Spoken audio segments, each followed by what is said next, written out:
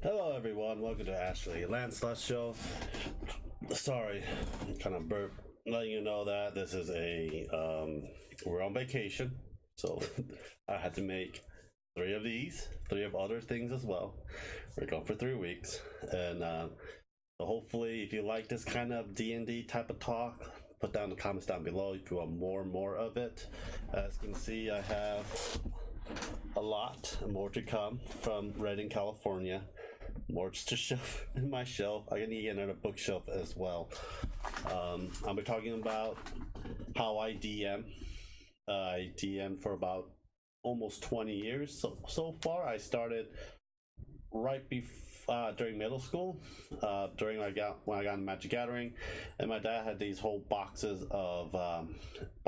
and modules of AD&D. That's how I first got started due to my dad. My dad never stopped playing it after he was done with high school and do other things as well. So I basically took the mantle. I wish my brother Lucas would take the mantle as well, but he's not into comic books, D&D, and stuff like that. We're 14 years apart. So how I DM? Usually I DM with a module. If I never played the game before, I always start with a module to get to understand knowledge of the combat, gameplay, and usually I also add my little twist and homebrew. A lot of my games rules are basically homebrew.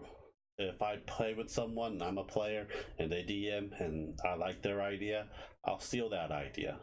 That's how DM really works for it. But basically, the rule is the DM is the rule. The Dungeon Master Guide, Player's Handbook, and stuff. Those are basically rules per se, but more like a guideline for you guys to follow through. So I do follow a lot of these guidelines, especially character creations, monster manual, and so forth. There are times that I have to tweak it a bit for when you have less players or you have more players. So let's say a Kobold has a challenge rating, I think one half of a crit challenge rating. And usually if I have less player, let's say I'll keep it as a half. But if you have more players, I might just bump it to 1 challenge rating to 2 challenge rating for it. Plus you could just have a whole more kobolds for a more player, so you can go to grind and hacks and stuff and get more experience for that matter. In fact, a lot of my ventures that I created was back in high school. I haven't made any new ones so far because a lot of them are 3.5 rules, and I tried converting them into Pathfinder and into 5e. It is a lot harder. It's a lot harder to convert the stats and everything. So I usually look at the monster manual. A lot of time the monster manual will have the monsters that I need. So usually I go up online and Google, and people make it and convert it to 5e to help me out. And there's tofu in the background for you guys that way. No, this way. Yeah, that way. Underneath the chair. That's how I do it. I am DMing 2 games right now. Usually I DM more than 2 every week. Usually people come. Usually I have a minimum of 3 players at most to 8. 8 is my max for my players. I want to have more. I want to DM more games, especially on this channel. But I'm also going to DM at a comic book or a gaming shop. Usually D&D Beyond has a store front that you guys can go in and start out as well. And what is Tofu's chewing on? Tofu. Oh no, don't chew on my brushes. The headpiece is gone. But, oh well. Tofu's just staring. Sorry about that. I think you guys like to see a little bit of that. But yeah, that's how you do it. You guys want to join my campaign? That is fine. I am going to be doing a beginner 5e session for people like Blue Rose and never really played before.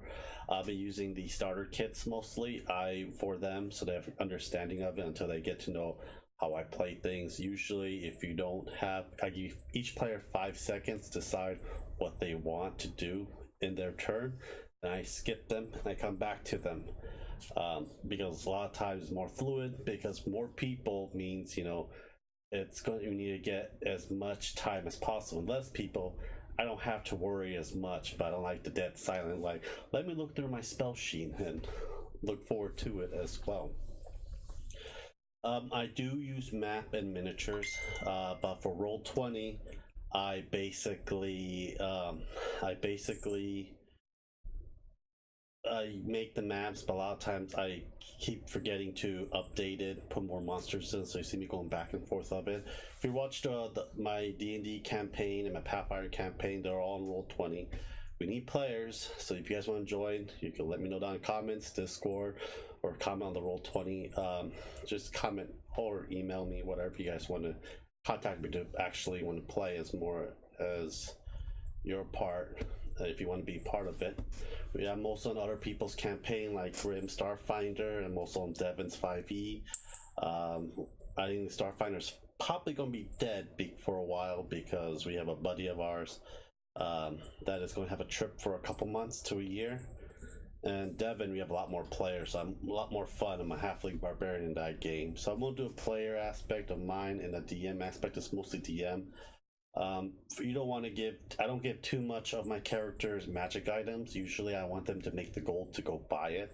On 5e, magic items are rare, but I usually just let them buy it if they have the money, or make it. But if they have a magic item they really want and it's really powerful and make a venture of it, I'll do that as well. Usually I'm more of an advance, I make my campaign more advanced, due to the fact that, you know, I like to go travel down in the Abyss the most. The Abyss, the Nine Gates of Hell, and Underdark. Those are the two main thing I like people to go and travel and have fun, because it's mysterious. No one really actually go in and explore the whole thing and survive different factions. It's one of those things that I really enjoy. But the other, you know, the other part of it is just really different. 5e is really different, of mix of Greyhawk, Faerun, and Eberron. They make a new book for Eberron for 5e. So I don't know about, I never played Eberron or the story for it, so I might look into it, because I know they have a clockwork golem race you can play for it. But most of them, I have a very little, I have a moderate Faerun history and gods and stuff, but I know more about the Greyhawk world, with the original AD&D and 3.5 books were out, because I've been playing those the most and reading the books. I read some Faerun books, but a lot of times when you read a book, it actually helps out with the D&D campaign adventure. You can make a Harry Potter world if you want to. They have now Lord of the Rings books, but you could put in your own 5e twist on it. There's a lot of things you could do as DM. A matter of fact, I know I haven't been painting much because I'm still a mess in here, for that matter of fact. So the starter module is pretty good for a DM. You only really need a monster manual and a player's handbook. You don't really need a dungeon master guide. Those are more for, you know, ideas of making adventures and stuff like that as well. Modules help with ideas. Usually modules is just there as a reference and for adventures that you really want to make. But if you've never made an adventure before, I would just get a starter kit. They're like $20, or you can get it for free online. People make their own modules. You can make your characters for free online. You don't really need any of these books. They're all free online. Reason why I like the books better than the PDF or scrolling down on the website. But that's basically my idea of how I really DM. But if you want to see me in action, go to the playlist for D&D, Lance's D&D Adventure and Iron Gods Pathfinder, and you will see how I really DM for it. I'm using modules for that. I know that we're going to have Player's Handbook 2. We're going to get that. We're going to do a module for that as well, because it's supposed to be similar to 5e, but I have no really idea. I haven't really looked there. I had the test book for Pathfinder 2, but we never actually played it or go through it or review it. So hopefully I'll be actually be DMing a lot more and reviewing a lot more as the time comes and more funding is in place as well. If you like this video, please leave a like, share, and subscribe, guys. Thank you guys for watching. Have a great day. Bye.